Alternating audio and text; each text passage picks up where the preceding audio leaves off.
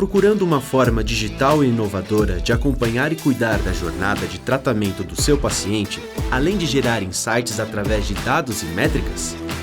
A Johnson & Johnson MedTech traz a solução. BodyMais, a solução digital que suporta seu paciente durante toda a jornada de tratamento e garante que você tenha visibilidade de cada etapa. Um aplicativo para os pacientes e uma plataforma para você e sua equipe multidisciplinar. Acompanhamento desde a primeira consulta. Checklist personalizado de acordo com cada plano de saúde. Informações sobre data da solicitação e autorização da cirurgia. Detalhes do agendamento da cirurgia como data, hospital, técnica cirúrgica e convênio.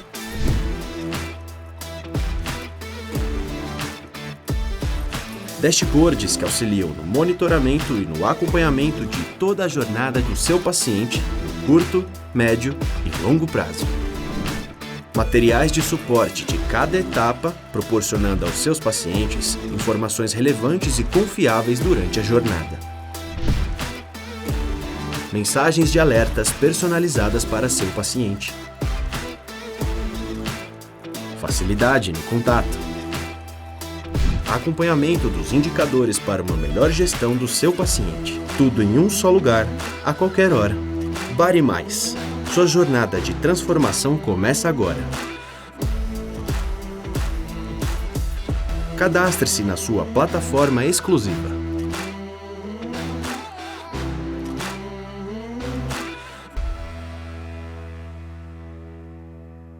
Bypass ou sleeve? Qual é a melhor técnica cirúrgica? Com certeza essa é uma das perguntas mais comuns no consultório. E hoje vamos falar justamente sobre isso. E eu vou conversar hoje com a nutricionista Carolina Luz, uma das convidadas que já esteve aqui no podcast em vários episódios, né? Eu acho que gravou mais do que eu já. E Carol, se apresente novamente. Oi pessoal, tudo bom? Meu nome é Carolina Luz, sou nutricionista, pós-graduada em Psicologia e Psicopatologia da Nutrição e atualmente curso pós-graduação em Fisiologia do Esporte, tá? E hoje vou estar aqui junto com o Fernando, sanando essa dúvida que é muito comum e muito pertinente, né? Acho que 100% dos pacientes que chegam no nosso consultório chegam com essa interrogação. E hoje a gente vai estar trazendo aqui um pouco de esclarecimento para vocês. Então aproveita e fica aí com a gente até o final. Perfeito. E lembrando, né, que todos os episódios estão no YouTube, né? Uma questão de saúde, né? Para todo mundo se inscrever no canal e aproveitar para assistir os episódios, né? Sim. Os 10 episódios que tu tá, né, Carol? Sou cadeira cativa, né? Isso. Carol, aproveitando também para falar que essa temporada teve o apoio da empresa Johnson & Johnson MedTech e a gente vai aproveitar para falar também do aplicativo BodyMais ao longo dessa temporada. E vamos lá, Carol. Vamos falar sobre as técnicas cirúrgicas, certo? Do ponto de vista nutricional, o que faz a gente escolher uma técnica bypass ou sleeve? Bom, Fernando, hoje a gente tem duas técnicas que são mais comuns aqui no Brasil, né? Acho que as técnicas que a gente mais realiza hoje aqui é o sleeve e o bypass. E pensando na perspectiva nutricional, para medir essa escolha, para dimensionar essa escolha, a gente faz a análise de algumas coisas. Acerca dos exames bioquímicos que aquele paciente apresenta, se ele tem ali uma deficiência nutricional já instalada, já previamente à realização da cirurgia, ou se ele tem alguma alteração fisiológica, como é o caso do refluxo, que é também uma dúvida de muitos aí, né? Também já instaurada previamente à cirurgia. Então, assim, a escolha na perspectiva nutricional ela é baseada, claro, que mediante o IMC, a gente precisa fazer uma análise do IMC, da composição corporal daquele paciente, mas, sobretudo, também analisar aí os exames bioquímicos de imagem para poder nortear ele no meio dessa escolha, né? O que vale ressaltar é porque ambas as técnicas elas são extremamente efetivas. Né? Naquilo que ela se propõe, que é tratar a obesidade, e algumas outras até mesmo, no caso do bypass, tratar outras patologias, como é o caso da diabetes, elas são extremamente efetivas naquilo que ela se propõe. Então, ambas são extremamente assertivas no tratamento do paciente de uma forma geral. Perfeito. E é importante a gente salientar que existem várias técnicas, né, de cirurgia bariátrica. A mais conhecida, né, a mais famosa é o sleeve e o bypass. Hoje no mundo, a cirurgia mais feita é o sleeve, né? 50% da cirurgia feita no mundo hoje é do sleeve. Em segundo lugar, o bypass. Que é feito em mais ou menos 36% das cirurgias. Isso é no mundo. No Brasil ainda tem um aumento ainda tem uma quantidade maior de bypass. Tem um estudo bem recente que saiu agora esse ano, né? Foi um estudo até publicado, é o doutorado de uma amiga minha lá de Recife, Alice Bezerra, que mostrou que no Brasil ainda quase 80% é bypass. Em todos os centros, né? Juntando todos os hospitais do SUS, hospitais que faz cirurgia aberta, cirurgia por vídeo. Aqui no Brasil ainda é o bypass. Apesar de não parecer ser nossa realidade aqui no Ceará, né? Aqui no Ceará a gente vê bem mais sleeve do que hoje bypass. Hoje aqui a gente vê que a gente realiza bem mais sleeve do que bypass, né? Na prática. Também tem muito a ver com o perfil de paciente, né? Cada cirurgia tem o seu perfil. Cada indicação tem um perfil de paciente. Talvez nosso perfil de paciente, nosso público-alvo seja mais paciente de sleeve, por isso que a gente acaba fazendo mais sleeve, né? Sim. Carol, vamos falar agora especificamente de cada técnica, né? Vamos começar do bypass, né? Que é uma técnica mais antiga, né? Sim. O bypass é uma técnica que é estudada desde a década de 60. É uma técnica que tem dois componentes. O componente do estômago, né? Na qual há feito uma diminuição do estômago, fica um estômago bem pequeno, e há um desvio intestinal. Faz com que o alimento passe por menos intestino, vamos dizer assim, certo? Esse desvio intestinal tem uma grande importância, tanto na parte de absorção de nutrientes, como na parte da produção de alguns hormônios que aumenta a saciedade. Mas a técnica, no geral, o objetivo vai ser o quê? Diminuir a fome do paciente, certo? O paciente vai se sentir mais saciado para conseguir cumprir uma dieta a longo prazo, porque quem emagrece é o paciente, não é a cirurgia, né? Sim. O que vai fazer o paciente emagrecer é ele conseguir cumprir aquela dieta a um longo prazo, né? Porque para perder 20, 30 quilos, 40 quilos, alguns pacientes, seria impossível ou muito difícil sem a cirurgia. Do ponto de vista nutricional, Carol, o bypass tem um desafio maior? Tem, o bypass ele tem algumas particularidades, né? Desde ali da dieta pós-operatória ali inicial, aqueles primeiros dias, isso difere um pouco, né, entre bypass e sleeve. Mas a maior particularidade do bypass em relação às deficiências nutricionais é porque, como você falou, ele é uma cirurgia também desabsortiva. E aí existem alguns nutrientes aí que acabam tendo a absorção dificultada, né, tendo em vista que há uma alteração tanto no estômago quanto no intestino. E aí dificulta a alteração de alguns nutrientes, como é o caso do ferro, né, do zinco, do ácido fólico, ou até mesmo da vitamina B12. Por isso que é tão importante, Fernando, o acompanhamento nutricional, o acompanhamento da equipe multidisciplinar de uma forma geral, exatamente a fim de minimizar essas deficiências que podem surgir tanto a curto prazo quanto a longo prazo. É exatamente por isso que a gente caminha ali lado a lado. Né? É por isso que não existe cirurgião bariátrico não existe cirurgia bariátrica sem nutricionista. É o profissional que tem que estar do lado antes e depois. Inclusive, é comum a gente pegar pacientes já com deficiências nutricionais, né? Paciente com portador de obesidade, que a gente imaginaria que não teria nenhuma deficiência. Na verdade, tem lá deficiência. É comum a gente ver deficiência de ferritina, né? É comum ver deficiência de vitamina B12, vitamina D. Muito comum. Mais comum do que até a gente gostaria. Do que a gente imaginava, né? Isso.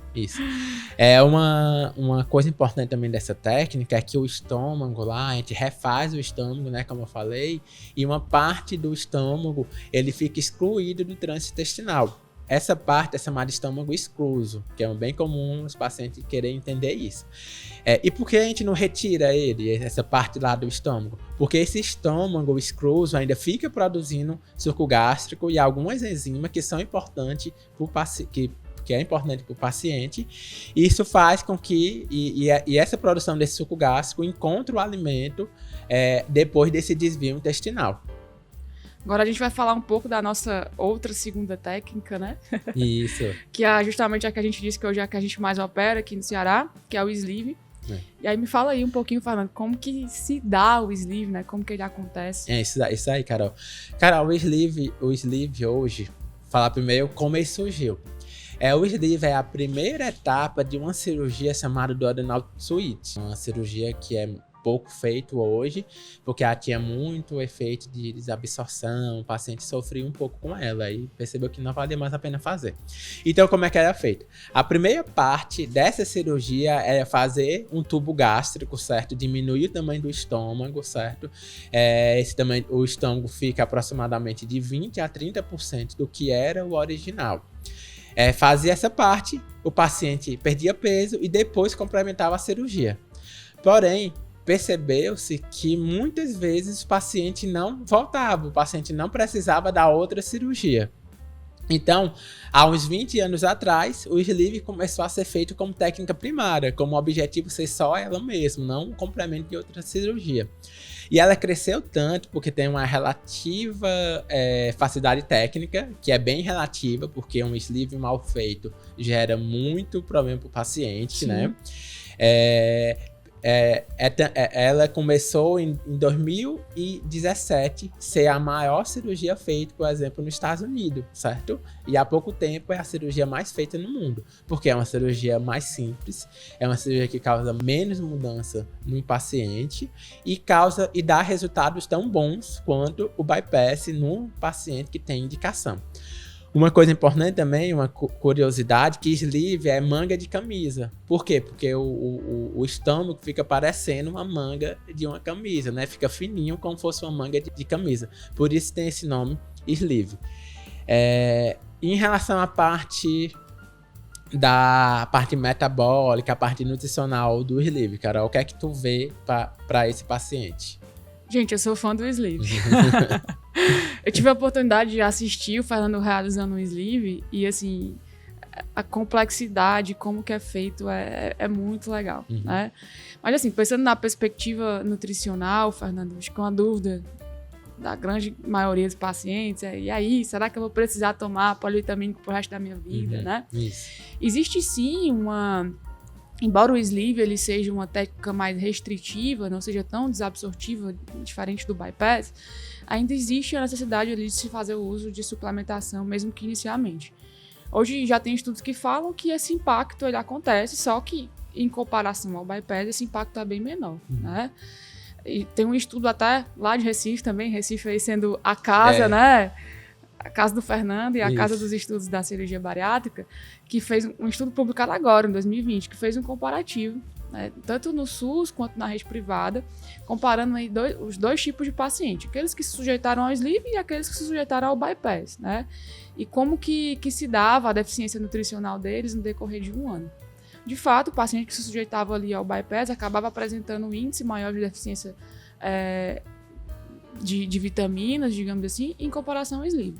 Mas isso não exclui, de forma nenhuma, a atenção que a gente precisa ter ali para esses nutrientes e para uso de suplementação nos pacientes que se sujeitam ao sleeve. A atenção deve ser voltada para os dois pacientes. Claro, que tudo vai depender, Fernando, dos exames bioquímicos daquele paciente, né? A gente lida com individualidade. Então, tem paciente que se sujeita ao sleeve e, no decorrer do tempo, continua se alimentando super bem e isso é suficiente para atender às demandas nutricionais dele. Tem paciente que não.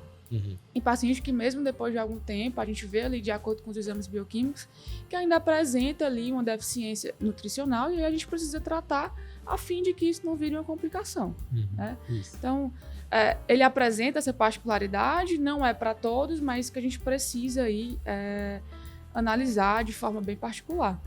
Perfeito. É só a gente pensar que o sleeve pode causar deficiência nutricional no paciente, porque a dieta, o paciente não está conseguindo se alimentar da quantidade de nutrientes necessários. Exato. Né? Igual antes da cirurgia, que ele já tinha deficiência. Mesmo o paciente comendo lá uma dieta de 2.000, 3.000 calorias, ele tinha deficiência nutricional. Imagina agora que vai ter uma dieta com, uma dieta de um sleeve, 1.000, 1.200 calorias. 1.200 calorias, a depender da tolerância, né? Vale ressaltar também que ele não tolera grandes volumes. Isso. É um paciente que a gente precisa ter atenção exatamente para que ele não tenha essa deficiência aí acentuada. né? Porque não cabe.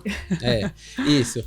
E então, apesar de não ter a parte de não absorção, né, que a gente fala de não absorção no sleeve, tem que ter um cuidado tão importante quanto o bypass. O bypass, lógico, tem essa parte de não absorção, né, um desvio intestinal, então parte do alimentação, parte dos nutrientes que o paciente come não vai passar por todo o intestino, e isso acaba gerando uma absorção menor. Então o paciente realmente tem que ter muito cuidado com isso. E essa não passagem do alimento por todo o intestino é o que dá um dos maiores benefícios do bypass, né? O que deixa o bypass ser tão importante e ainda ser uma técnica que mais de 60, 70 anos ainda é feita. Porque essa não passagem do alimento por todo o intestino que estimula a produção de alguns hormônios muito importantes que a gente vai falar logo depois daqui, Carol. Então, realmente, tu vê o bypass como apesar do sleeve do bypass ter desafio nutricional, o bypass acaba sendo um pouco mais. O bypass acaba sendo um pouco mais, né? Acaba que, inicialmente, aqui eu vou falar da perspectiva daquele paciente ali que está no primeiro mês de cirurgia, né? O bypass exige uma atenção maior da nossa parte, enquanto profissional que está ali acompanhando o paciente, exatamente porque, inicialmente, a gente precisa fazer com que a dieta dele seja feita de forma mais gradual. A evolução e o tempo de dieta no sleeve e no bypass é diferente. Então, acaba que como o paciente que faz um bypass passa mais tempo em dieta líquida, por exemplo, acaba que ele tem maior chance, maior possibilidade de ter uma debilidade nutricional já de cara, já no início. Mas assim, nada que o uso de um suplemento feito de forma diária não possa resolver. É que a gente costuma frisar muito, Fernando, é que a grande maioria dos nossos pacientes, eles vão trocar as medicações por uma suplementação, que é uma coisa que é completamente diferente. Isso. Né? Então, antes você tomar um comprimidinho lá de polivitamínico feito de forma diária, do que você fazer o uso aí de diversos medicamentos para hipertensão ou diabetes de forma diária, que por muitas vezes vão se somatizar algumas outras patologias com o decorrer do tempo. Então, ainda que tenha essa dificuldade, ainda que tenha esse desafio, é bem menor mediante as complicações que o quadro clínico que a obesidade pode nos trazer, né? Agora tem uma particularidade do bypass, Fernando, que por muitas vezes incomoda alguns pacientes, que é o caso da síndrome do Dump, né? Que é bem comum aí, que se dá exatamente por conta desse esvaziamento gástrico que é feito de forma rápida, né? Então, alguns pacientes eles sentem alguns desconfortos, como hipotensão, como tremor, né? Como aquela sensação de hipoglicemia. Você já teve, Carol, dump? Só tive dump uma vez, você acredita? E foi com um alimento bem inusitado, que foi castanha. Foi. A gente vai falar um pouco mais lá na frente, mas, enfim, já entrando um pouco nesse nicho, o dump normalmente se dá por dois grandes grupos, né? Sejam eles de gordura e sejam eles de açúcar. Açúcar não é algo que eu consumo com tanta frequência na minha dieta, então nunca tive. Mas um dia tive a oportunidade de comer uma castanha e foi o suficiente para me fazer baixar ao hospital, por incrível que pareça. Né? Com vômito. Que assusta um pouco, né? Assim, o dump assusta muito o Dá paciente. aquela sensação de assim, o que é que eu vou fazer? E infelizmente não tem muito o que fazer, né? Esperar passar, né? A recomendação é exatamente isso, né? Não tem muito o que fazer, é esperar passar. E só para quem não sabe o que é o dump, né? Explicar a fisiopatologia do dump, né?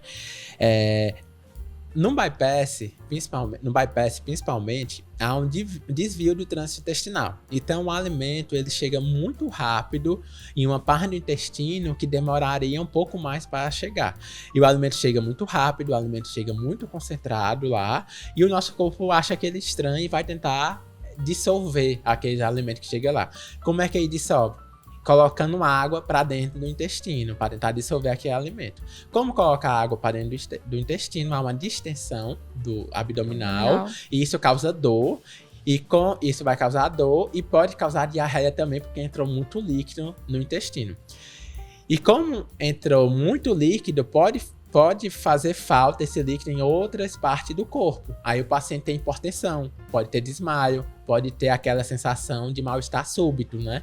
Que é justamente porque falta líquido, falta sangue, falta fluido em outras partes do corpo.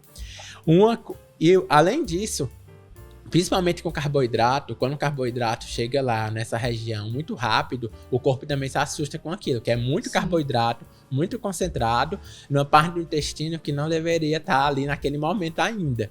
E isso faz com que o corpo tenha uma reação de tentar dissolver esse carboidrato. E como é que o corpo dissolve ou consome o carboidrato? É liberando insulina. Aí libera uma grande quantidade de insulina. E essa grande quantidade de insulina que é liberada de forma desproporcional faz com que o paciente tenha uma reação ao contrário, falte açúcar em outras partes do corpo. Então o paciente tem uma hipoglicemia refratária, que a gente fala. Então esse é o principal mecanismo do dump. E tipo, infelizmente, existem algumas coisas que podem fazer para melhorar, certo? Para evitar, mas isso é uma resposta fisiológica, não só da cirurgia bariátrica, certo? Não só do bypass, mas qualquer cirurgia abdominal. Para ter uma ideia, 40% dos bypass pode ter dump, certo? E de cirurgia abdominal no geral, de cirurgia que mexe no estômago principalmente, são 10%. O sleeve, alguns pacientes relatam ter dump, não, né? Não é tão comum, porque relata. Fisiologicamente não é tão comum, não faz muito sentido ter, mas é uma coisa bem frequente, né? E, Carol, o que é que o paciente pode fazer para tentar evitar o dump? Bom, de forma bem prática, não consumir alimentos que sejam ricos em carboidratos, principalmente carboidratos simples aí, né? Como é o caso das farinhas brancas, do açúcar de uma forma geral. Essa é a dica de ouro, viu? Essa aí é padrão ouro. E a gente, só se interrompendo, desculpa, Carol. E a gente sempre quando vai ver que o paciente tem dump, a maior parte a gente vê que teve algum erro alimentar, né? Nem é erro alimentar, mas fugiu, foi alguma coisa de diferente, né? Sim. Não necessariamente é uma castanha, né? Mas normalmente a gente vê ou o paciente comeu muito rápido, né? Sim, desculpa, continua. E aí esse é outro ponto, você acabou de trazer outro ponto muito importante. A mastigação também é algo fundamental para evitar o surgimento do dump, né? Afinal, por exemplo, a absorção de alguns carboidratos começa a partir da amilase salivar, a partir da mastigação. Então, como evitar o dumping de uma forma bem prática? Evitar o consumo de açúcares, principalmente açúcares simples. Estar atento aí a essa mastigação, que infelizmente, gente, mastigar é uma coisa que nós não sabemos fazer. Eu vou me incluir porque eu acho que eu também não sei fazer. É um treino todo dia, dá trabalho. E a gente, quando vem da obesidade, né, já tem essa tendência. Então, é algo que, de fato, a gente não sabe fazer e que, de fato, pode te levar a ter um dump. E também alimentos ricos em gordura, né? No meu caso, foi a castanha.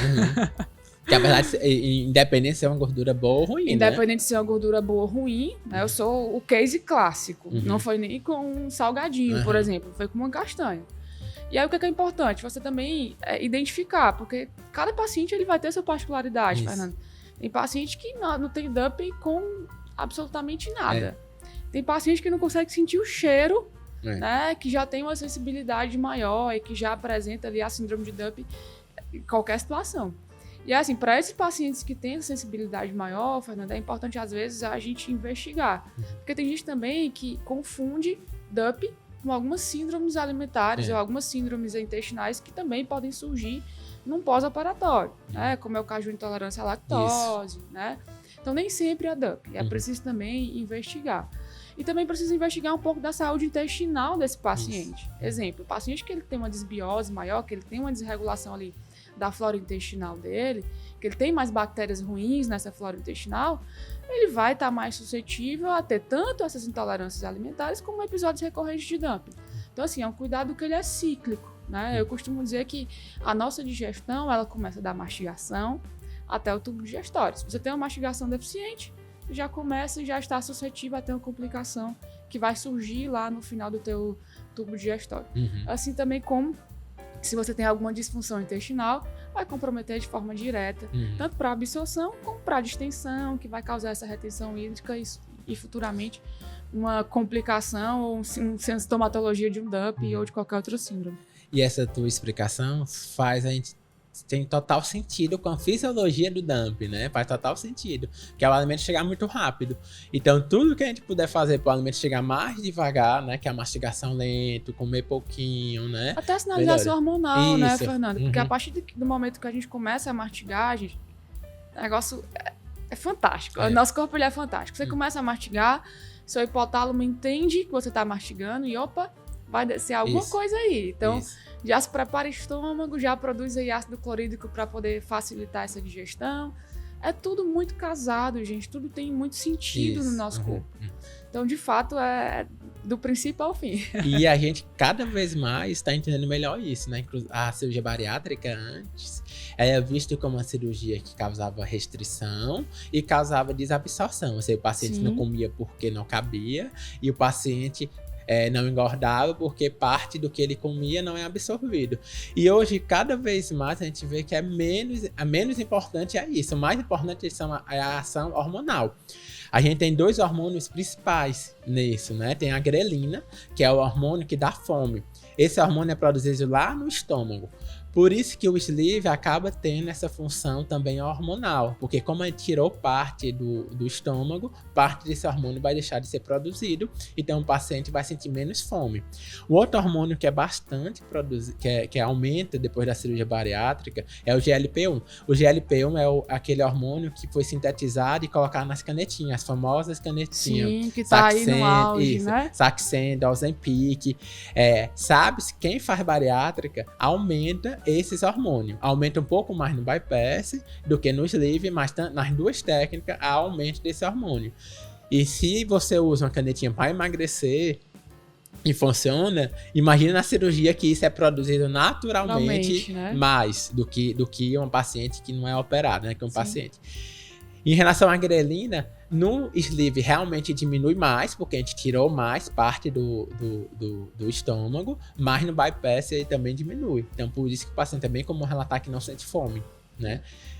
E o paciente emagrece com saciedade, né? Eu acho que o mais importante é o paciente saber que vai emagrecer sem sentir fome. Ele vai emagrecer por menos fome fisiológica. Lógico que a fome é subjetiva. A fome pode ser psicológica. Pode ser emocional. Né? Mas a fome fisiológica diminui bastante.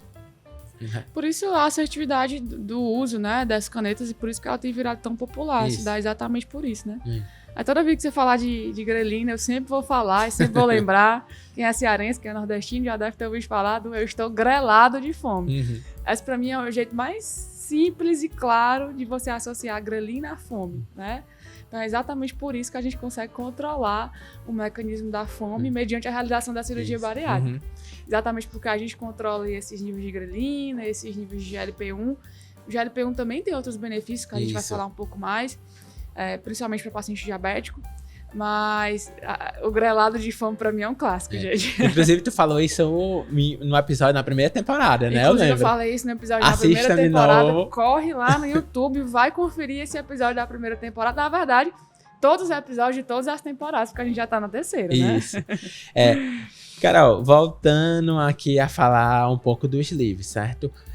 Uma queixa bastante que a gente escuta no consultório é que quem faz sleeve não emagrece, né? Não emagrece e ainda aumenta refluxo. Como tu vê isso no consultório? Como tu vê isso com teus pacientes? Gente, isso é um grande mito, né? Eu posso afirmar com muita convicção, como alguém que vivencia o mundo da cirurgia bariátrica diariamente aí há 4 anos. Tem 4 anos que eu estou imergido na realidade de consultório e tenho a possibilidade de vivenciar essa prática, né? Hoje o que a gente sabe é que o paciente que se sujeita a um sleeve, ele deve perder cerca de 30% a 35% do seu excesso de peso, na perspectiva aí de 1 ano, que por sua vez é extremamente efetivo e eficaz para o tratamento da obesidade, né? Já imaginou aí, se você tem 100 quilos e perde 30% desse peso, você vai perder aí na estimativa de 30 quilos. Isso. Então, assim, é um percentil muito alto. E o sleeve, de fato, ele traz isso como proposta e ele entrega isso muito bem. A gente tem pacientes juntos, né, Fernandes, que a gente já acompanhou, já perdeu cerca de 70 quilos. Isso, com sleeve. Com sleeve. Então, assim, existe muito esse mito de que o sleeve não emagrece. Gente, na prática, tudo que a gente vê é que o sleeve ele é tão efetivo quanto um bypass. Isso aí é fato. E o fato apenas você vai precisar ter conscientização. Porque o que acontece também, Fernandes, é porque tem paciente que opera hoje e acha que amanhã ele já vai ter perdido todo o peso. E o pior, ele atrela isso à técnica cirúrgica. Não é bem por aí. Até porque a gente tem paciente com bypass que não teve um resultado como a gente esperava, e paciente com sleeve que teve um esperado excelente, né? Mais do que isso. Então depende muito mais depende do paciente, lógico, do acompanhamento, da dedicação do paciente. E tem coisa que está acima da gente, né? Tem coisa que é biologia, é um paciente mais metabólico, é um paciente que tem uma doença um pouco mais forte. Que tem alterações fisiológicas ali um pouco mais complicadas, né? Isso. Mas assim, gente, não acontece da noite pro dia. Então, o que você vai precisar ter, independente de fazer um sleeve de um bypass, é ter paciência. Isso. É o que eu costumo dizer é que você não engorda 30 quilos em um mês. Então não espere que você vai emagrecer 30 em 10 dias. Não vai. Isso não aí vai. É fato, né? E pensando na perspectiva do refluxo, dando continuidade à tua pergunta, existia também esse mito de que quem tem refluxo não pode fazer o sleeve, né? Isso. Mas hoje já existem estudos que comprovam que pacientes que se sujeitaram ao sleeve acabaram até mesmo tendo uma regressão desse refluxo, tendo em vista que muitos dos pacientes que têm refluxo prévio à cirurgia, Fernando, se dá por conta dos maus hábitos alimentares e também por conta do uso excessivo de alguns medicamentos, como é o caso dos corticoides, dos anti-inflamatórios. Isso pode estar aí agravando, né, os casos de refluxo prévio à cirurgia. Claro que isso não é uma particularidade de 100% dos pacientes que a gente encontra no nosso consultório hoje. E que essa é uma individualidade que precisa ser analisada. Existem pacientes até mesmo, a gente tem pacientes incomuns assim, que fazem o sleeve e que se existir uma necessidade maior de fazer uma recorreção cirúrgica para o refluxo, a gente também faz essa incisão e resolve os dois problemas numa cirurgia só. Né? Mas o que é importante? Individualidade, gente. Paciente não é receita de bolo. Paciente é de acordo com a histórica clínica de cada um deles, de acordo com a sintomatologia de cada um deles, de acordo de como que é o hábito dele prévio à cirurgia e, claro, daquilo que os exames dele apresentam, né? Isso. Mas, assim, a gente já desmistificou muito essa ideia de que fez o sleeve, vai ter refluxo. Isso. Ou tem um refluxo, não pode fazer sleeve. Uhum. O que a gente vê hoje é extremamente contrário e já existem estudos que nos respaldam e nos asseguram em relação a isso. Né? O bom da bariátrica é porque é muito estudado, né? Tem estudo na bariátrica que acompanha paciente por 40 anos. Isso na medicina é quase impossível, entendeu? Tem um estudo específico do sleeve, né? Que é o sleeve PES, que acompanhou o paciente por 10 anos, certo? Caramba! 10 anos. E mostrou que realmente nesses 10 anos o bypass diminui um pouco mais o peso, mas isso não é significativo, certo? Em média, a perca de peso do sleeve acontecia em 45% do paciente perdia 45% do seu excesso de peso e o bypass perdia 50%, ou seja, tinha essa diferença aí de 5%. Porém, pegando a média da cirurgia, tanto do sleeve como do bypass, tinha paciente que perdia 100% do peso e tinha paciente que não perdia o que é necessário perder, tanto no sleeve como no bypass. Então, mostrava que dependia muito mais do paciente do que realmente da técnica cirúrgica e não só do paciente, né, da biologia, da doença que o paciente tem. Aquele estudo que eu falei no começo, um estudo brasileiro que saiu agora, lá de Recife, que da doutora Liz Bezerra, mostrou que nos 6 primeiros meses, lá nesse estudo, né, que são de pacientes brasileiros, nos 6 primeiros meses, quem fez bypass perdeu 27% do seu excesso de peso e quem fez sleeve perdeu 25% do seu excesso de peso, ou seja, muito próximo. Diferença de 2%. Isso, diferença de 2%. Então, além desse mito de que sleeve perde mais, perde menos, e tem outro mito que é que o bypass perde mais rápido. A gente vê que isso, pelo menos de evidência científica, não é verdade, né? Os dois acabam perdendo relativamente rápido, e principalmente chegando no ponto final, né? Que é um peso considerado saudável, basicamente igual entre as duas técnicas. E uma coisa importante também é porque o paciente tem que entender que ele tem que confiar no profissional que ele escolheu para si, né? Isso é bem importante. E uma coisa que vale ressaltar, Fernando, isso eu bato muito nessa tecla lá no consultório. Gente, a perca de peso, ela é proporcional ao peso inicial. Isso. Exemplo, o bypass, ele é uma técnica que, a depender do IMC do paciente, ele vai se beneficiar, né, dessa técnica. Se ele tiver um IMC mais elevado, ele vai se beneficiar do bypass, por exemplo. Então, se eu tenho um paciente que tem um IMC maior, sucessivamente ele tem o peso maior, ele vai para a cirurgia, ele vai ter uma perca de peso mais acentuada, se você for considerar ali a quantidade de quilos, não em percentil aquilo que ele precisa perder, né? Se eu tenho um paciente que tem o peso menor, que se sujeitou a um sleeve, com IMC menor também, ele vai ter uma perca de peso em quilos, nesse primeiro momento, menor do que o amigo dele lá que fez bypass. Então, assim, a perca de peso, ela é proporcional ao peso inicial. Se eu tenho mais peso para perder, eu vou perder numa velocidade maior. Se eu tenho menos peso para perder, eu vou perder na velocidade do meu processo. São individualidades que precisam ser respeitadas, né? E uma coisa, voltando aqui para uma coisa que tu falou, é sobre o refluxo sleeve, né? Já se sabe que o paciente com obesidade ele tem mais refluxo do que a população em geral. Existe até mais hérnia e atal, que isso pode aumentar refluxo do que a população em geral. E após a cirurgia, no geral, tanto quem faz sleeve como quem faz bypass melhora do refluxo. Por quê? Porque vai diminuir a pressão intraabdominal, né? Porque não tem mais aquele excesso de gordura visceral, né? E o paciente acaba melhorando. Então, o paciente tem refluxo, se for um refluxo que não tiver tantas alterações anatômicas que a gente vai ver na endoscopia, ele pode sim fazer o sleeve e vai ter um resultado muito bom e possivelmente ele vai melhorar desse refluxo do que comparado com quem não fez, né? E uma coisa importante também, quem fez sleeve, que por algum motivo descontrolou um refluxo que o nosso corpo é totalmente imprevisível, né? O que vai dar. A gente pode transformar ele em bypass, né? Tipo, a escolha do sleeve acaba não sendo definitiva, né? A gente pode... Essa é uma particularidade do sleeve, por exemplo, né? Depois que faz o bypass, é muito difícil a gente conseguir fazer alguma revisão nele. A gente consegue fazer até em cirurgia mais antiga, certo? Em cirurgia que a gente estuda e vê que tem alguma alteração técnica, aí sim a gente consegue fazer uma revisão do bypass. Agora o sleeve não, o sleeve a gente consegue revisionar, né? Consegue mudar ela, transformar o sleeve no bypass, certo? Carol, em relação à dieta no pós-operatório, qual a diferença que tem entre o bypass e o sleeve? Bom, a evolução é um pouco diferente, né? Eu costumo dizer que os pacientes que se sujeitam à cirurgia, que tem aqui aquela fase inicial que é a tão temida dieta líquida, né? Que é desafiador, gente, só sabe quem já passou. Isso. É engraçado porque eu faço a minha primeira consulta com 10 dias. E lá eles só falam da dieta. Eu disse, não, essa primeira consulta é pra ser só da Carol, nem precisava. Porque a cirurgia, a recuperação é muito boa, né? Então o paciente se preocupa muito que vai sentir dor, se preocupa muito que vai conseguir fazer alguma função em casa.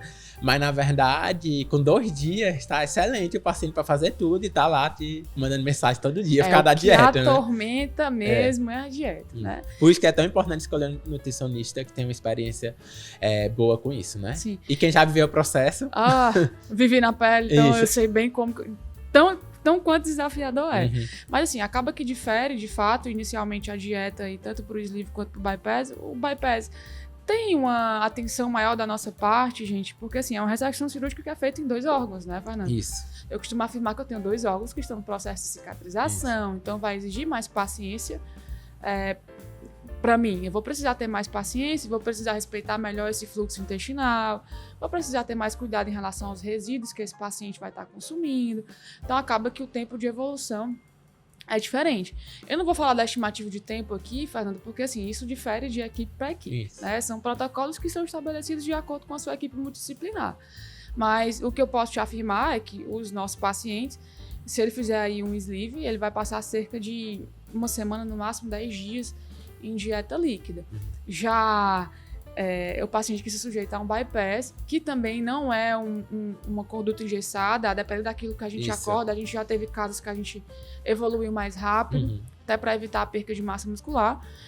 O paciente que faz um bypass, ele vai ficar cerca de 15 a 20 dias, né? Mas vale ressaltar que isso vai variar bastante de acordo com essa equipe multidisciplinar. Eu conheço profissionais que você passa aí, independente da técnica, você vai passar o primeiro mês inteiro em dieta líquida, né? Mas isso aí vai depender muito da técnica do cirurgião, da segurança que ele tem junto do nutricionista que está na equipe dele e dessa conversação entre a equipe. Então, por favor, não levem a minha fala ao pé da letra, porque vai depender de acordo com a equipe que vai te acompanhar, né? Mas um fato é que difere. Infelizmente, tem alguns profissionais que tratam igual. Eu, particularmente, não concordo, porque fisiologicamente é diferente. E é totalmente diferente. A fisiologia, hormonalmente, biologicamente e anatomicamente é outra cirurgia. É um paciente que tem necessidades proteicas diferentes, é um paciente que tem um fluxo intestinal diferente. A cirurgia dele é diferente. Então, eu não tenho como tratar um sleeve, dizer que ele é igual um bypass. Mas, infelizmente, o que a gente sabe é que hoje existem algumas condutas de alguns profissionais que tratam, independente de ser um ou outro, é isso e acabou, né? Mas a gente, enquanto equipe, a gente diferencia esse tratamento até para trazer mais conforto ao paciente, para minimizar as percas que ele possa vir a surgir, como é o caso da massa muscular, que foi o que a gente falou aqui, que eu já falei aqui anteriormente, e até mesmo as eficiências nutricionais. E uma coisa interessante disso, da dieta líquida, é porque eu já tive alguns professores da faculdade falando que não conhecia bem como funcionava a cirurgia bariátrica. Ele dizia, qualquer paciente que fizer essa dieta líquida vai emagrecer, mesmo não fazendo a cirurgia. Mas é realmente que não entendeu o que é a cirurgia bariátrica. A questão não é que realmente quem fizer essa dieta vai perder peso, porque o que perde peso é o déficit calórico. Exato. O problema é como conseguir fazer isso. E a cirurgia possibilita isso. Vai conseguir ficar tomando copinho de 50 ml. Isso. Numa dieta que tem cerca de 800 a 1.000 calorias, né? Durante uma semana. Gente, isso é desafiador. Eu costumo dizer que só sabe quem passa, e aquele discurso de que emagrecer com cirurgia bariátrica é muito fácil, é desmistificado a partir do momento que você realiza a cirurgia. Isso. E a cirurgia permite que o paciente consiga, mesmo com dificuldade, fazer isso. Quem não fez a cirurgia, seria praticamente impossível. Sim. Por que a cirurgia permite isso? Porque a gente falou sobre lá, os hormônios da fome diminuem, o hormônio da saciedade aumentam, e isso faz com que o paciente consiga cumprir isso. Sim. Né? Apesar de não ser fácil. Apesar de não ser fácil. Não é fácil, gente. Não é. Como eu falei, é uma queixa muito frequente dos pacientes, é isso. Mas, sim, todos conseguem, eu nunca vi ninguém dizendo que... Um fato tem início, meio e fim. Você não vai viver pro resto, se você tem dúvida, você não vai viver pro resto da sua vida tomando só líquido, tá? Eu costumo dizer que o paciente que faz cirurgia bariátrica, ele não vira alienígena. Ele continua sendo um ser humano normal. Então, com o decorrer do tempo, a gente consegue fazer as introduções alimentares de forma adequada e ele volta à sua rotina particular com seus hábitos alimentares. Claro, que a gente vai tentando corrigir aqueles maus hábitos alimentares ali prévios à cirurgia. Mas com o decorrer do tempo, você vai sendo liberado para comer aquilo que você gosta, que você encontra prazer, e também vai reaprendendo a comer, que é muito importante. E eu já jantei com a Carol, já almocei, e ela pediu um prato igual ao meu, e eu conseguia comer bem. E alguém do lado nunca ia imaginar que ela tinha feito a cirurgia. Ela só realmente come um pouco mais devagar, que tem que comer, e é um bom hábito que, inclusive, eu deveria ter também, comer mais devagar. Que todos deveriam ter, né? Carol, a gente falou muito sobre emagrecimento e sobre doenças associadas à obesidade, como diabetes e pressão alta. O que é que tu vê em relação a cada técnica cirúrgica e em relação à parte nutricional? Bom, existe uma parcela de pacientes, Fernando, que acaba se beneficiando, né, do bypass, no caso, porque tem essa particularidade, né? Claro, que quando o paciente chega no nosso consultório e aí optou pela cirurgia, vamos escolher a técnica. A primeira coisa que a gente vai analisar é o IMC. Isso. Como que tá teu IMC, qual a tua indicação, e aí, mediante tudo isso, a gente vem para os exames. Faz aquela análise ali dos exames bioquímicos, que são os exames de sangue. Tem uma diabetes, tá lá, diabetes instaurada, tem uma glicose em jejum acima de 125 miligramas por decilitro, então precisa tratar, isso já tá alardeante, vamos lá. Por que o bypass acaba te beneficiando? Porque, como você falou, existe aí um mecanismo, né, de alteração hormonal, que é o caso do GLP-1 e do PYY, que são dois mecanismozinhos de regulação a nível de insulina. Eu costumo explicar, gente, que a insulina é o seguinte: você vai ter uma porta e nessa porta ela tem um trinco, certo? A glicose ela tá correndo ali fora, né? E a insulina é exatamente o trinco que é quem abre essa porta para a glicose passar para dentro. Então, se você tem um desajuste aí desse seu trinco, seu pâncreas ele já está sinalizando que o funcionamento dele não está legal. Isso pode te levar tanto a uma resistência à insulina como o surgimento de um diabetes tipo 2, né? E que pode também agravar aí futuramente para um diabetes tipo 1. Mas a grande maioria das parcelas dos pacientes obesos, isso é fato, já tem uma produção de GLP-1, que é esse hormônio que traz essa saciedade, que traz essa regulação tanto de insulina quanto de glicose, né, concomitante aí, deficiente. E aí está a mágica e a chave que o bypass traz, né? O bypass ele consegue regular esses níveis de GLP-1 via intestinal, trazendo aí por muitas vezes até mesmo uma regressão de um diabetes. Claro que a gente até já falou aqui isso antes, em um dos episódios, que a gente tem um episódio falando sobre diabetes, que se essa diabetes ela já estiver instaurada há muito tempo, a possibilidade de regressão acaba sendo menor, porque a gente já tem aí um pâncreas que já se sobrecarregou durante muito tempo, né? Mas se a gente tem aquele paciente ali, que é pré-diabético, ou tem ali uns 2 anos, que descobriu a diabetes, a gente de fato consegue regredir. E também se a gente tem aquele paciente que já tem uma diabetes instaurada há um tempo maior, a gente consegue controlar ela melhor, né? Que também pode ser extremamente benéfico para a qualidade de vida desse paciente. Perfeito. Então acaba que o paciente que tem diabetes ou hipertensão, ou aquele paciente, Fernando, que é bem comum do nosso público, aquela mulher jovem que tem síndrome do ovário micopolicístico, né? Que aí tem uma resistência à insulina, exatamente porque tem um trinco lá da porta que não funciona muito bem. Ela também pode ser uma mulher que vai se beneficiar do bypass, porque a gente vai ter controles glicêmicos feitos de forma mais regular, porque esse intestino vai produzir mais GLP-1 e aí tudo vai funcionar de forma mais tranquila. Isso. E é isso mesmo. E o que faz esse aumento da produção de GLP-1 que acontece no bypass é principalmente o alimento chegando rápido lá no intestino, né? O alimento que, como eu desvio, o alimento chega um pouco mais rápido no intestino e isso aumenta a produção desse hormônio. Agora, uma coisa importante, Carol, que a gente tem que salientar é que tanto o sleeve também melhora o diabetes, certo? O diabetes está muito relacionado com a obesidade, com o excesso de peso. Sim. E quando o paciente faz o sleeve e emagrece, controla o diabetes. Tanto que existem estudos que mostram, certo, que o paciente, em 2 anos, 80% dos pacientes que são diabéticos e fazem a cirurgia deixam de ser a doença. Ou seja, a pessoa fica realmente curada da doença, né? Da diabetes. E isso, acompanhando a mais longo prazo, há 5 anos, mostrou que quem faz bypass 60% em média fica curado e quem faz sleeve 55%. Ou seja, o índice de remissão no sleeve também é muito grande, certo? A gente, na consulta, a gente vai indicar o que a gente acha o melhor para o paciente. Se o paciente tem uma diabetes inicial, uma diabetes mais tranquila de tratar, não tem tanto síndrome metabólica associado, o sleeve vai ser uma excelente opção para ele. Ele vai ter menos consequências na vida. Sim. Com a cirurgia. A recuperação acaba também sendo bem mais rápida. Isso. E vai ter um resultado tão bom quanto escolher o bypass.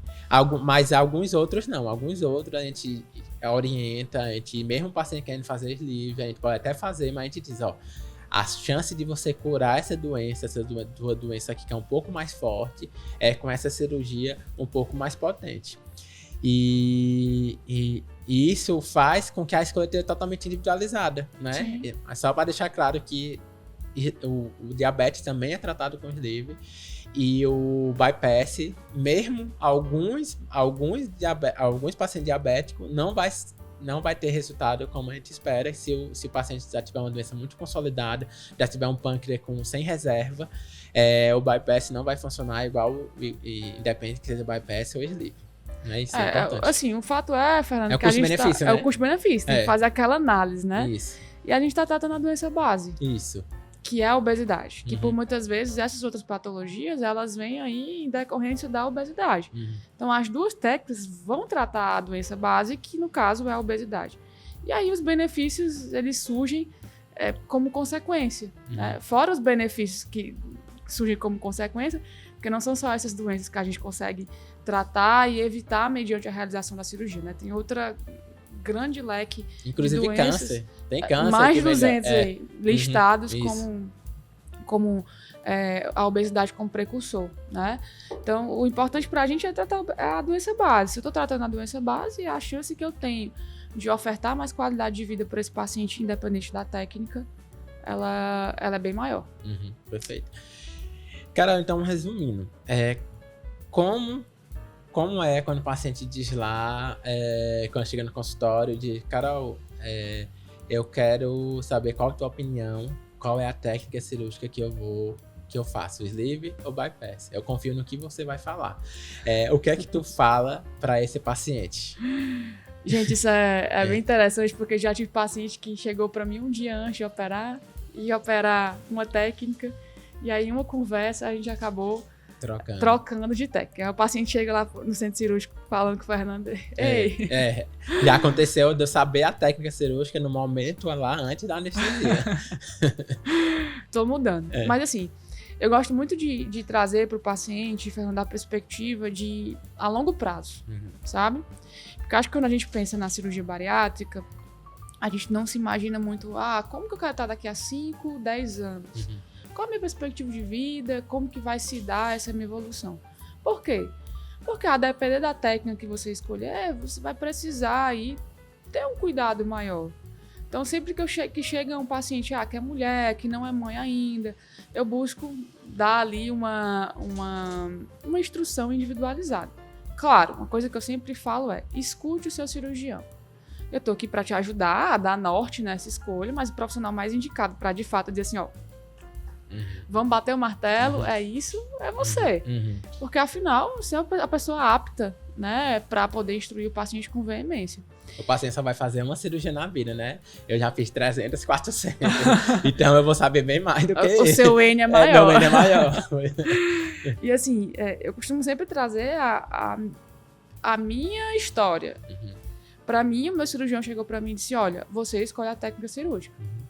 E naquele momento, me faltou orientação. Tipo assim, caramba, o que eu faço? E eu acabei escolhendo meio que de olho fechado, sem pensar nessa perspectiva. O que é que eu quero daqui a 5, o que é que eu quero daqui a 10, o que eu quero daqui a 15 anos. Porque a cirurgia bariátrica, inicialmente, você vive a lua de mel da cirurgia bariátrica. Mas, gente, depois de um tempo, você vai continuar sendo um paciente obeso. Você vai continuar sendo um paciente obeso em tratamento. E isso vai exigir de você atenção. E mediante a sua realização cirúrgica, vai exigir atenção mediante a sua escolha. Então, é muito importante trazer para o paciente essa perspectiva. Como que ele se imagina no futuro? E como que essa decisão que ele vai tomar hoje vai ser determinante para o futuro dele, né? Mas, claro, escutem o cirurgião de vocês, por favor. Confiem, né? Confiem. Essa é a pessoa mais instruída, assim, para de fato estar te norteando. Afinal, é ele que vai executar a cirurgia, né? E uma coisa importante, que existem contraindicações específicas de cada técnica. Eu acho que eu sou muito transparente com meus pacientes. Eu gosto muito de dizer, a cirurgia tem esse benefício, esse. Essa outra tem esse. Você tem uma contraindicação médica a essa técnica. Então, a gente obrigatoriamente vai ter que fazer essa daqui. Então, você, infelizmente, não tem como escolher. E outros pacientes não tem contraindicação a nenhuma das duas técnicas. Aí eu oriento, digo o que é que eu acho melhor para o paciente, mas eu digo, quem vai conviver com a cirurgia é você é uma escolha pro resto da vida. Então, é uma decisão que tem que ser totalmente compartilhada. Não existe o cirurgião dizer, você escolhe 100%, e não existe também o cirurgião dizer que eu que escolho 100%. Tem que ser realmente uma decisão bem compartilhada, até para alinhar a expectativa, né? Sim. Como a gente falou em alguns outros episódios, é muito importante o paciente entender o que está acontecendo ali e alinhar o resultado que ele pode ter. Sim. Né? Carol, então acaba que a escolha da técnica vai depender muito, né, do pré-operatório. Então, resumindo, né, a escolha da técnica vai depender do pré-operatório, dos exames solicitados, dos resultados desse exame, da parte da avaliação nutricional, né, da parte do paciente que o nutricionista identifica que é aquele paciente que tem maior dificuldade de ter alguma intolerância alimentar, aquele paciente que não vai tolerar uma restrição a algum alimento, né? Por exemplo, o bypass, o paciente pode ter restrição a comer algum determinado alimento. Sim. E a gente consegue enxergar isso. Por isso que é tão importante, né, Fernando? Por exemplo, os psicólogos na nossa equipe. Isso. Porque também é importante a gente analisar o nível de tolerância do nosso paciente. Tem paciente que a gente percebe que não tem maturidade, não tem saúde emocional para viver de restrição, né? Para comer determinadas coisas e de repente ter uma síndrome de DUP. Então, por isso que a gente precisa dessa equipe ali fomentada exatamente para poder nortear a gente enquanto equipe, né? Conhecer desse paciente, nortear a gente enquanto equipe e sucessivamente poder nortear esse paciente. Isso. E tem paciente que depois da cirurgia não sente nenhuma falta de alimento com muito açúcar, não sente nenhuma falta de alimento com muita gordura. E tem outros que, infelizmente, sentem isso, aí comem, tem dump e acha isso bom porque é uma forma dele controlar a dieta. Tu já pegou algum paciente que chama de dump educativo. Isso. Gente, que dump educativo? Educativo tem que ser o seu hábito. Isso. Com certeza já pegou algum paciente que disse, não, é bom porque eu não como, mas é totalmente errado esse pensamento. A gente quer uma reeducação alimentar, por isso que eu friso tanto a importância do nutricionista, né? Sim. O nutricionista não pode dizer que um paciente passar mal é uma coisa boa. Jamais. Né? Tem que justamente orientar o paciente a buscar hábito que faça com que ele não tenha aquele sintoma. Ajudar ele a construir esse hábito, né? Nosso papel é esse. Isso. Negócio de dump educativo, eu fico louca quando eu vejo um negócio desse. Eu também eu acho que não faz nenhum sentido a gente pensar desse jeito, até porque a gente quer que o paciente tenha uma vida totalmente normal. Ainda diz assim, é bom que nunca mais coma. Mas não seja essas pessoas. Por favor, pessoal, não seja essas pessoas, tá? Porque isso não é legal. Carol, vamos aqui para as perguntas dos pacientes, né? Que a gente sempre abre uma caixinha de pergunta. E tem algumas perguntas aqui que vai ser pra mim, outras pra tu e algumas em conjuntos, né? Bora lá. Teve um aqui que perguntou por que o nome é bypass em Y de Roux? O nome da cirurgia tem nome, bypass, e o sobrenome é Y de Roux. Chique, né, negócio? Essa cirurgia tem esse nome por quê? Porque o desvio que é feito, né, como eu falei lá, o desvio intestinal fica parecendo um Y. A gente pegando a foto em livro, a gente vendo lá na cirurgia, fica parecendo um Y. Por isso é Y de Roux. E Roux é a pessoa que inventou essa técnica. É o nome da pessoa, o nome do médico que fez essa técnica. Ufanista aí, isso, né? Pois é. E ele não foi... E esse cirurgião não fez essa técnica inicialmente para cirurgia bariátrica. Ele fez para cirurgia de gastrectomia por câncer, alguma coisa do tipo. E depois ele foi adaptado com o objetivo da bariátrica. Bariátrica, né? Com tu sabia que ele tem um Y, Carol, e tu? Sabia. A minha curiosidade é saber em que posição esse Y tá. Uma outra pergunta que fez aqui, que eu acho que essa é muito boa para tu, é que é verdade que o relief é apenas restritivo, que é apenas o paciente deixa de comer porque não cabe. Não, gente, não. Claro que ele vai ter ali uma diminuição da ingesta alimentar dele, porque de fato, né, o volume gástrico está bem menor. Mas como a gente frisou muito bem aqui, existe a diminuição de uma série de hormônios, né, como é o caso da grelina, lembra do grelar de fome, né? E aí isso também fala acerca da assertividade do sleeve. Não é apenas pela restrição, mas também pelas modulações hormonais que acontecem mediante a realização da cirurgia. Né? É tanto que a cirurgia hoje mudou de nome, né? A cirurgia é bariátrica e metabólica. Metabólica. Metabólica é justamente essa ação hormonal que a cirurgia bariátrica causa. Que pra mim, Fernando, é assim a grande chave da cirurgia. Não é apenas a incisão cirúrgica, mas todas as alterações metabólicas, fisiológicas e hormonais que elas trazem. Porque o desafio do obeso não é perder peso. Perder peso a gente consegue. A gente faz atividade física lá e consegue. Mas manter esse peso perdido é que é desafiador. E é exatamente essas alterações metabólicas que fazem com que a manutenção de peso no paciente de pós-operatório ela seja mais efetiva, né? É exatamente por conta desse controle desses mecanismos hormonais que fazem com que a cirurgia seja um grande sucesso. Uma outra pergunta aqui também, Carol, que essa é pra tu, certeza, é uma que a gente sempre recebe. É verdade que quem faz cirurgia bariátrica vai tomar um polivitamínico pro resto da vida? Algumas pessoas falam, eu vou fazer essa cirurgia pra tomar remédio pro resto da vida. É bem comum a gente escutar isso, comum, né? É verdade que o paciente tem que tomar um polivitamínico pro resto da vida? Bom, no caso do bypass, sim, é verdade. É verdade. Não é mito, não é mito. Não é mito, é verdade, tá? E aquilo que eu já falei aqui anteriormente, hoje, inclusive. Gente, você tá trocando o medicamento por um suplemento. Isso. Olha só a diferença, né? De repente, você poderia estar aí tomando, sei lá, 6 medicamentos para hipertensão, para diabetes, para uma dislipidemia, porque seu colesterol tá alto. Você vai trocar tudo isso por um comprimido de polivitamínico. A qualidade de vida é muito melhor, gente. Você todo dia lembra ali de tomar. É importante. Você é paciente que fez bypass, o uso da sua suplementação diária ela é extremamente importante. Não é só porque a gente acha que é importante, mas existem complicações dessas deficiências nutricionais que a gente consegue prevenir com esse comprimidinho. Então, por favor, tome, né? No caso do sleeve, não. No caso do sleeve, vai depender realmente da particularidade, da dieta, dos exames bioquímicos. Por isso que é tão importante você que é paciente voltar para os seus retornos, né, de acompanhamento aí, tanto com o seu cirurgião quanto no seu nutricionista, porque é exatamente nesses momentos, Fernando, que a gente vai encontrando essas debilidades, a gente vai corrigindo elas, para que você não venha a ter nenhuma outra complicação que possa surgir por causa disso, né? Eu gosto de comparar muito esse suplemento, esse polivitamínico, com a vacina. A gente toma vacina para evitar que a gente tenha alguma doença, né? Ou pelo menos quando tiver essa doença, a não ser tão grave. A gente toma o polivitamínico, a gente orienta o paciente a tomar o polivitamínico para que no futuro ele não gere alguma coisa, alguma doença, não gere alguma deficiência que vá prejudicar a qualidade de vida.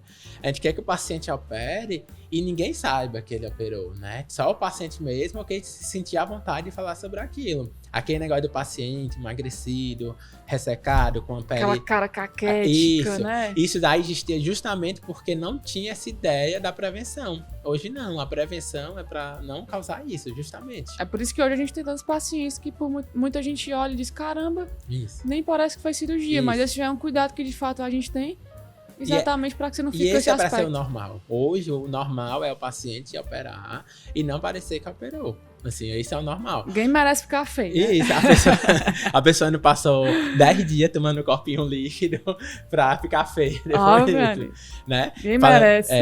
Isso, a gente tá brincando aqui, né? Lógico que a gente se preocupa muito com a parte da saúde, né? Mas a gente não pode deixar de levar em consideração a gente não tem como excluir o fator estético, né? E eu não acho ruim quando o paciente chega no meu consultório falando só de estética. Eu vou explicar como funciona isso tudo, mas eu acho um meio que faz o paciente chegar até a mim. O paciente que está lá para falar com a estética, ele vai ter todo o benefício do controle das doenças, da expectativa de vida que aumenta, ele vai viver mais, certo? E mesmo que... E se ele fosse procurar só pela doença, alguns pacientes a gente vê que é mais difícil, tem a ver com a estética. O paciente até procura mais a gente e a gente usa a cirurgia como uma arma de dar mais saúde ao paciente. Sim. Né? E assim, a tendência, Fernando, é que os nossos pacientes eles estejam cada vez mais conscientes, né? Então, tem muito paciente que chega assim pelo fator estético e acaba realmente entendendo a complexidade da doença, a obesidade. E aí, através do fator estético, a gente consegue ofertar o tratamento e acaba conseguindo levar muito mais saúde, muito mais qualidade de vida para esse paciente que chega até a gente. Né? Perfeito, Carol. Excelente, viu? Esse aqui é um episódio que a gente teria 2-3 horas para fazer parte 1, parte 2. A gente passaria aqui horas conversando sobre isso. Porque é o que a gente faz todo dia no consultório. Todo santo dia. Todo santo dia a gente falar sobre essas dúvidas que os pacientes têm. Assim, muito importante a gente trazer isso, né, Fernando? Porque são dúvidas pequenas, pertinentes, mas que fazem a diferença na vida de muitos pacientes que chegam pra gente. E esse é o objetivo do podcast, né? Na questão de saúde, é levar conhecimento de forma técnica, de forma com evidência científica, né? O objetivo aqui é muito mais ter a parte científica muito forte, né? Sim. E a parte de pessoas que fazem isso, né? A gente não tá, né? Não é só teoria, né? A gente fala da parte técnica, da parte de evidência. Mas sobretudo da prática também, né? Isso, que a gente vê que muitas vezes é bem diferente. Sim. O que a gente lê no livro e o que acontece na nossa prática do consultório, né? Sim. Carol, muito bom falar sobre isso, se viu contigo. Eu quero aproveitar aqui e falar de um aplicativo que está apoiando o nosso... Esse aplicativo está legal, né? Se você não baixou ainda, aproveita para baixar. Vocês estão vendo passar aqui no telão? Deve ter visto muita coisa aí. Isso. Que é justamente o Body Mais. Esse Body Mais é um aplicativo que ajuda o paciente no acompanhamento do pré-operatório e também do pós-operatório. E ele faz ter uma comunicação direta com o cirurgião. Então, se você está nesse processo pré-operatório, tem um link no Instagram do Questão de Saúde, tem um link também na descrição desse vídeo. É bem interessante. E ele é legal, eu gostei da frase utilizada, né? Ele é para nortear a tua jornada de transformação, né? E esse é o nosso intuito, é exatamente nortear a tua jornada de transformação. Perfeito, Carol. E é isso, né? A gente tá numa jornada. A vida é uma jornada, né? Exatamente. Falando de forma mais filosófica, a vida é uma jornada. Está quase Renato Russo e hoje. E a gente tem que ver a cirurgia, a gente tem que ver a obtenção de ganho de saúde como uma jornada, né? Que tem começo, meio e o fim nunca vai ter, infelizmente. Exatamente. O resto da vida o paciente tem que ter um acompanhamento, certo?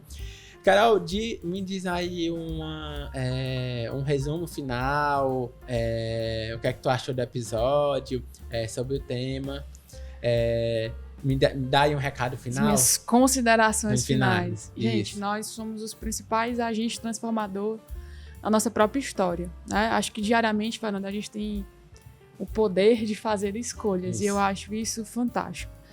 Falar da cirurgia bariátrica, para mim, não tem palavras que eu possa colocar e dimensionar tudo isso. Mas quando eu tenho essa possibilidade de falar, eu lembro que um dia eu precisei fazer uma escolha e essa escolha mudou a minha vida, mudou o meu norte profissional e hoje faz com que eu impacte outras muitas vidas. Então, acabei virando um agente de transformação. Então, se você tem dúvida acerca da cirurgia de um modo geral, nosso objetivo aqui é sempre te esclarecer, mas, sobretudo, ser um coadjuvante da tua jornada, né?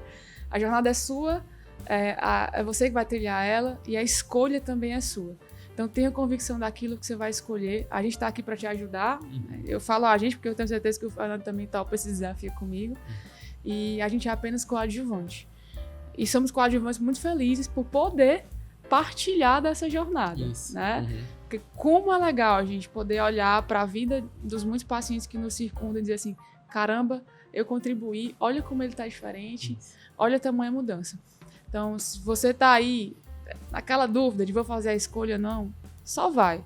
Claro que é importante ter uma equipe que te traga credibilidade, confiança, e a gente vai estar aqui exatamente para isso, tá? E foi um prazer falar de Sleeve by Pés, a gente passa horas, anos.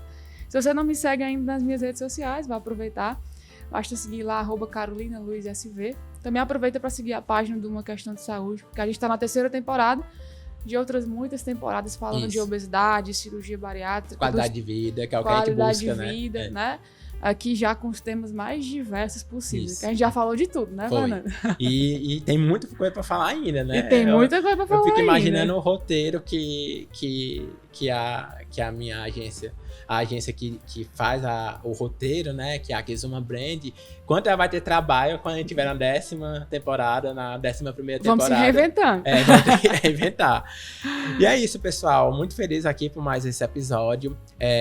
Quem não me segue no Instagram é Fernando Kennedy PC, bariátrica.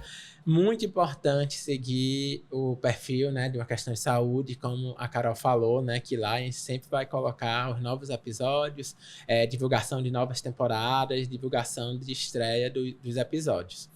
E esse Instagram é Uma Questão de Saúde 1. E mais importante ainda é seguir o canal do YouTube, né? Por favor, gente, ajuda a gente aí. Se inscrever nesse canal do YouTube, né? Se inscreva, curtir cada episódio, comentar. Se inscreve, curte, compartilha, comenta.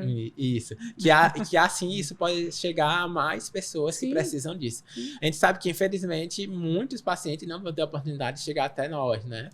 E talvez eles precisem disso, né? Dessa informação para procurar uma ajuda com outro profissional, né? Em outra cidade, em outro país. E é muito importante você compartilhar com as pessoas que você acha que pode precisar disso. Você ser esse disseminador de boa informação, gente. Isso. Afinal, tudo que a gente faz aqui, além de ser feito com muito carinho, é feito com muito respaldo científico e prático, né? É isso, Carol. Então, até mais, pessoal. Até o próximo episódio. Até mais. Até o próximo episódio.